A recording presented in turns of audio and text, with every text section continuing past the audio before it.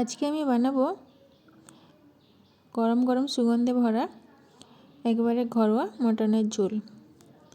তো চলো শুরু করি। প্রথমে আমি এখানে 500 গ্রাম মটন নিয়ে নিয়েছি। এবার মটনটাকে একটা কুকারের মধ্যে লঙ্কা গুঁড়ো, নুন আর কিছুটা আদা রসুন স্লাইস করে কেটে রাখা আদা রসুন, গোটা গরম মশলা, তেজপাতা দিয়ে হাফ বয়েল করে নেব। 2 থেকে 3টে সিটি দিয়ে হাফ বয়েল করে নেব। এবার 2 থেকে 3টে সিটি পড়ে গেলে নামিয়ে নেব। এবার একটা কড়াইয়ের মধ্যে কিছুটা ছোটো ছোটো করে কেটে রাখা আলু লাল লাল করে ভেজে নেব। ভাজা হয়ে গেলে তুলে নেব। এবার ওই কড়াইয়ের মধ্যে আরও কিছুটা সরষের তেল দিয়ে দেব পেঁয়াজ কুচি। পেঁয়াজটা একটু লাল লাল করে ভাজা হয়ে গেলে দিয়ে দেব একটা টমেটো একটু নুন দিয়ে কষিয়ে নেব। তারপর দিয়ে দেব আদা রসুন কাঁচা লঙ্কা বাটা।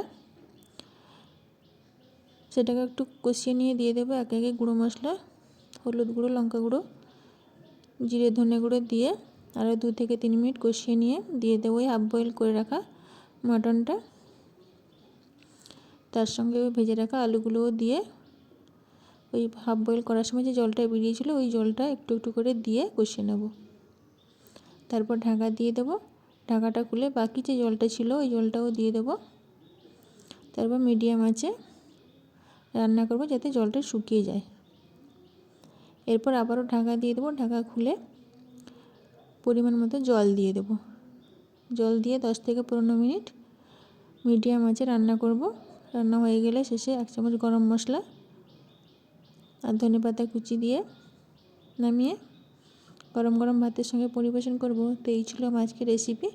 ভিডিওটি ভালো লাগলে কমেন্টে জানিও এবং আমার চ্যানেলটিকে সাবস্ক্রাইব করে নিও। টাটা।